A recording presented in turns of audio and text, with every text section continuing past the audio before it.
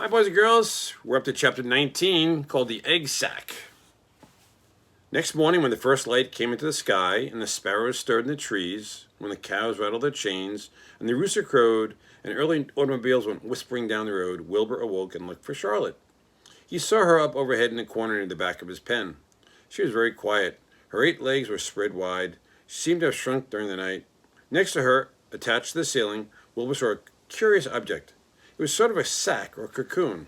It was peach-colored and looked as though it were made of cotton candy. "Are you awake, Charlotte?" he said softly. "Yes," came the answer. "What is that nifty little thing? Did you make it?" "I did indeed," replied Charlotte in a weak voice. "Is it a plaything?" "Plaything, I should say not. It is my egg sack, my magnum opus." "I know what magnum opus is," says Wilbur. "That's Latin," explained Charlotte. "It means great work. This egg sack is my great work, the finest thing I have ever made." "What's inside?" asked Wilbur. "Eggs?" 514 of them, she replied. 514, said Wilbur. "You're kidding me." "No, I'm not. I counted them. I started counting, so I kept on, just to keep my mind occupied." "It's a beautiful egg sack," said Wilbur, feeling as though he had constructed it himself. "Yes, it is pretty," said Charlotte, patting the sack with her 2 front legs. "Anyway, I can guarantee that it is strong. It is made of the toughest material I have. It is also waterproof. The eggs are inside, and it'll be warm and dry." There's the egg sack. "Charlotte," said Wilbur, "are you really going to have 514 children?" "If nothing happens, yes," she said. "Of course they won't show up till next spring." Wilbur noticed that Charlotte's voice sounded sad. "What makes you sound so downhearted? I should think you're terribly happy about this." "Oh, don't pay attention to me," said Charlotte. "I just don't have much pep anymore. I guess I feel sad because I won't ever see my children." "What do you mean you won't see your children?" "Of course you will. We'll all see them. It's going to be wonderful, wonderful next spring in the barn cellar with 514 baby spiders spinning around all over the place. And the geese will have a new set of goslings. Sheep will have new lambs." "Maybe," said Charlotte quietly. "However, I have a feeling I'm not going to see the results of last night's efforts. I don't feel good at all. I think I'm languishing, to tell you the truth." Wilbur didn't understand the word languish, and he hated to bother Charlotte by asking her to explain. But he was so worried he felt he had to ask. "What does languishing mean?"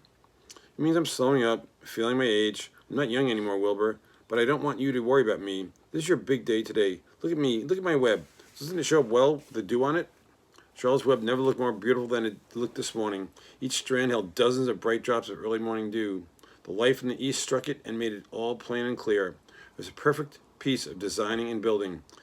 In another hour or 2, a steady stream of people would pass by, admiring it and reading it, looking at Wilbur and marveling at the miracle. As Wilbur was studying the web, a pair of whiskers and a sharp face appeared. Slowly, Templeton dragged himself across the pen and threw himself down in the corner.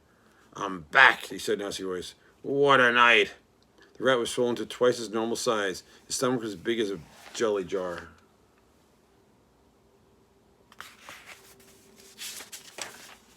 "What a night," he repeated hoarsely. "What feasting and carousing, a real gorge. I must have eaten the remains of 30 lunches. Never had seen such leavings, and everything was well ripened and seasoned. The passage of time and the heat of the day, oh, it was just delicious." "You ought to be ashamed of yourself," said Charlotte. "It would serve you right if you had an acute attack of indigestion."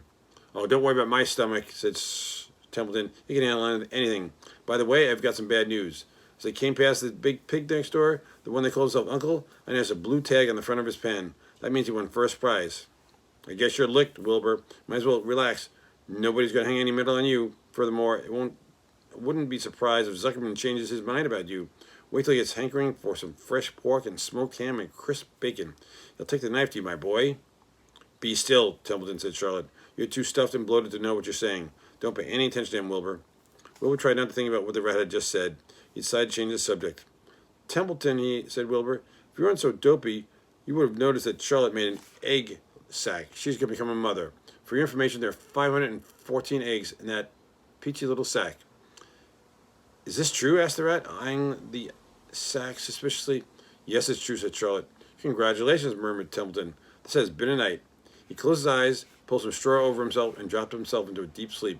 Wilbur and Charlotte were glad to be rid of him for a while. And we'll end right there. And we'll finish the next part of this chapter tomorrow. Hope you enjoyed it. Bye.